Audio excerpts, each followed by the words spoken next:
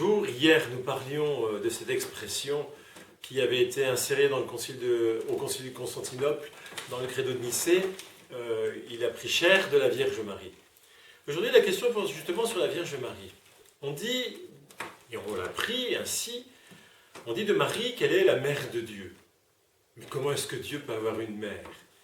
En rigueur de terme, on devrait dire elle est la mère du Fils de Dieu, ou la mère de Jésus, l'homme Jésus. Et bien, vous voyez, en disant cela, nous disons exactement ce que disaient au IVe siècle les adversaires de cette expression « mère de Dieu ». Au IVe siècle, il y avait un évêque qui s'appelait Nestorius. Nestorius, même au IVe siècle, fin du IVe siècle, début du Ve siècle. Nestorius était évêque de Constantinople. Il y avait un de ses prêtres qui un jour fait une homélie, un sermon, en disant on ne devrait pas appeler Marie Théotokos, Théotokos en grec ça veut dire mère de Dieu, mais on devrait en rigueur de terme l'appeler Anthropotokos, mère de l'homme Jésus. Ça fait scandale, il y a une émeute populaire. Aujourd'hui on verrait mal une émeute populaire après un sermon d'un prêtre sur des questions théologiques, mais à ce moment-là, c'était extrêmement courant, et d'autant plus que l'expression « mère de Dieu » était déjà passée dans la prière depuis la fin du second siècle. Et l'évêque Nestorius prend parti pour son prêtre. Le conflit enfle à tel point que l'évêque Cyril d'Alexandrie, la ville concurrente de Constantinople, prend parti contre Nestorius. L'affaire devient une affaire d'État puisque l'empereur finit par convoquer un concile à Éphèse en 431. Là, il y a ce qu'on appelle, c'est pas très beau ce qui s'est passé puisque Cyril, l'évêque d'Alexandrie, arrive par mer avec 40 évêques égyptiens et plusieurs bateaux remplis de moines, avant les évêques de la région de Constantinople qui, eux, arrivent à pied. Il commence le concile sans attendre les autres et il déclare que Nestorius est condamné.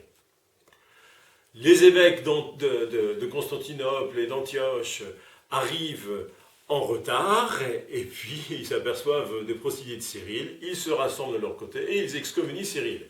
Vous voyez qu'en ces temps-là, les mœurs étaient quand même, on savait vivre. Hein. Enfin arrivent les envoyés du pape, les bons derniers, l'empereur intervient, renvoie tout le monde chez eux, et il garde Cyril et Nestorius, qu'il fait emprisonner. En 433, il y aura une réconciliation, ne vous en faites pas, et tout va bien se passer. On va finir par accepter l'expression Théotokos, sauf une partie de l'Église d'Orient, ceux qui vont donner ce qu'on appelle les monophysites, notamment des chrétiens d'Irak. Qu'est-ce qu'il y a comme enjeu par derrière? Alors bien sûr, il faut bien comprendre, quand on dit mère de Dieu, parce que c'est donc Théotokos, mère de Dieu, qui a été définie au concile d'Éphèse comme étant tout à fait de foi orthodoxe. Quand on dit mère de Dieu, bien sûr, on ne veut pas dire mère du Père, Dieu le Père, c'est évident, Dieu le Père n'a pas de mère. On ne veut pas dire non plus quelle est la mère de l'Esprit Saint. On veut dire quelle est la mère du Fils de Dieu. Oui, très bien, mais on ne va pas dire non plus quelle est la mère de Dieu le Fils de toute éternité. Ce n'est pas elle qui l'a engendré de toute éternité. C'est tellement évident qu'on nous avait de le dire, mais il vaut mieux le dire. Dans l'éternité, ce n'est pas Marie qui a donné naissance à Dieu, mais c'est le Père. Au Fils, mais c'est le Père. Le Fils éternel, d'une certaine manière, n'avait pas besoin de Marie pour exister éternellement. En revanche, il a eu besoin, ou plutôt il a voulu avoir besoin de Marie pour exister humainement. Il a eu besoin d'une mère qui le porte pendant 9 mois, qui accouche de lui, qui l'allaite, qui l'élève, qui le fasse grandir, qui lui permette de devenir un homme. Vous voyez comme c'est beau. Dieu a eu besoin d'une mère, Dieu a voulu avoir besoin d'une mère. Alors qu'il aurait pu s'en passer, puisque c'est lui qui est à l'origine de l'humanité, c'est lui qui l'a créée, il aurait donc pu, j'allais dire, se débrouiller tout seul, pour se faire homme d'une autre manière. Mais il a voulu recevoir son humanité et non pas la prendre. Quelles conséquences cela a, ce titre de Théotokos, Marie, Mère de Dieu? Eh bien, ça a cette conséquence de nous apprendre à ne jamais séparer le divin de l'humain dans notre vie. Je m'explique. Quand Nestorius disait « il ne faut pas appeler Marie Théotokos, mais Anthropotokos », qu'est-ce qu'il faisait finalement? Il était en train de saper la foi chrétienne. D'ailleurs, il disait « je n'accepterai jamais d'appeler Dieu un bébé vagissant dans une crèche ». C'est comme s'il disait en Jésus, il y a d'un côté tout ce qui est humain, et de l'autre côté, tout ce qui est divin. Par exemple, quand on voit Jésus qui s'assoit sur le bord du puits de la Samaritaine parce qu'il est fatigué et qu'il a soif, là il est seulement humain. Quand il pleure la mort de son ami Lazare, là il est seulement humain. Quand il dort dans la barque de Pierre, là il est seulement humain. En revanche, quand il fait des miracles, eh bien là il est seulement divin. Quand il ressuscite, là il est seulement divin. C'est un théologien qui disait cela, c'est comme si Jésus était alternativement homme et Dieu à temps partiel. Eh bien non. Vous voyez, quand Jésus pleure, mais c'est Dieu le Fils éternel qui pleure. Quand il a soif, c'est Dieu le Fils éternel qui a soif. Quand il est fatigué, c'est Dieu le Fils éternel qui est fatigué. Vous voyez, on ne peut pas séparer dans la vie du Christ ce qui est divin et ce qui est humain.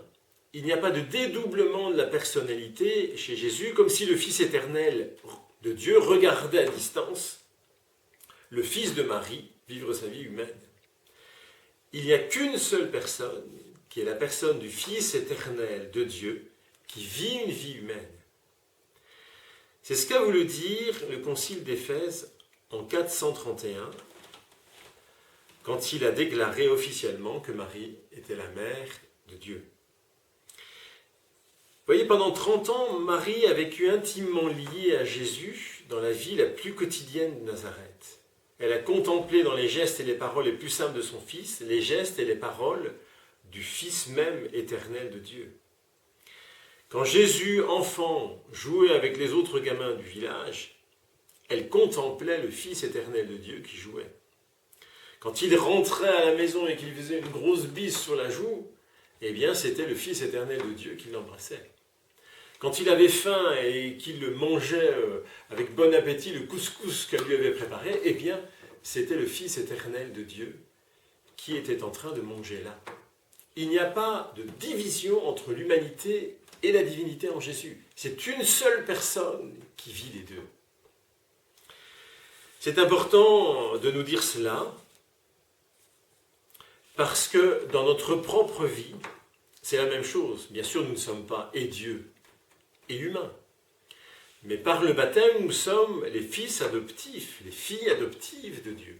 Eh bien, nous ne pouvons pas faire dans notre vie une part pour ce qui est de Dieu et une part pour ce qui est de l'homme. Il n'y a plus rien de profane d'une certaine manière. Tout est consacré au Seigneur. Eh bien, ça va être l'exercice spirituel d'aujourd'hui. Je vais me demander si dans ma vie, il n'y a pas une part pour Dieu, une part pour l'homme. Il est fort à parier que je dise oui, et que je m'aperçoive que la part pour Dieu, elle est très minime. Ça va être la prière, ça va être la messe, voilà. Et tout le reste pour l'homme. Eh bien non. Il faut que je me dise, quand je fais ceci, quand je fais cela au cours de la journée, c'est en même temps uni à Dieu que je le fais. Et donc, il y a quelque chose de divin. Et vous pouvez reprendre toute votre journée, depuis le moment où vous avez mis le pied à terre en sortant du lit, jusqu'au moment où vous êtes, en disant « j'ai fait ceci », eh bien ce n'était pas profane. Je l'ai fait avec toute la vie de Dieu qui est en moi depuis le jour de mon baptême. J'ai rempli cela. Ou si je n'ai pas rempli, eh bien, c'est que j'ai raté ma vocation chrétienne. Premier exercice spirituel. Deuxième exercice spirituel que vous pouvez faire, c'est tout simplement de réciter le chapelet. Il n'y a pas mieux.